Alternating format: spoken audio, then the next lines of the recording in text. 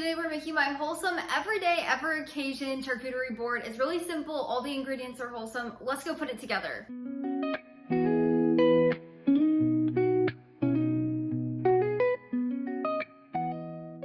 Before we get started, you can find my full written recipe link down in the description below. This is a no measure recipe, so that just means you can add as much or as little of each ingredient as you would like. Now let's go assemble our charcuterie board. For my charcuterie board, you can use a parchment lined sheet pan like I'm using here, or you can use a cutting board or any kind of charcuterie board that you choose for serving. I'm just doing this because it's simple. And then first we're gonna grab some raw honey. So I'm going to put it in a small bowl. If you would like to add a little extra, you're more than welcome to.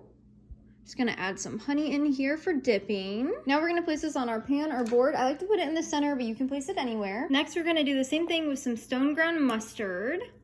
I like to get organic, but you can use any. And then we're just gonna add this to our board. So I like to put it in the center. You could place it here or over here, but I'm gonna place it here for now. We can always rearrange. Next, we're gonna add on some red grapes. I like to get organic, but you can use any. I've already rinsed and dried these. You could place this entire thing onto your charcuterie board, but what I like to do is cut them into little pieces. So just take the stem and some kitchen scissors and just do a little bit of trimming. This just breaks them up into little small bites. Or little small clusters, I should say. And then we're just gonna add those onto our pan. Next, we're gonna add on our salami. I always like to get this uncured salami that doesn't have any nitrates or nitrites. Then I put them on here, so we're just gonna place them on our board. You can stack them a little bit differently, just kind of up to you. Next, we're gonna add on our Gouda cheese slices. So you can use any kind of cheese. I just really like Gouda for this charcuterie board. So we're just gonna place that again here, just lined up. You can add as little or as much as you would like. I always like to place the cheese alongside the meat because they pair together so well. Now, I've sliced this at home, so if you get actual slices, it's gonna look a little bit different, which is completely fine. Next, we're gonna add on our walnuts. So I just got these chopped walnuts. You could also get whole. I got them organic. You can use regular as well. We're just gonna pile a little bit of a handful over here.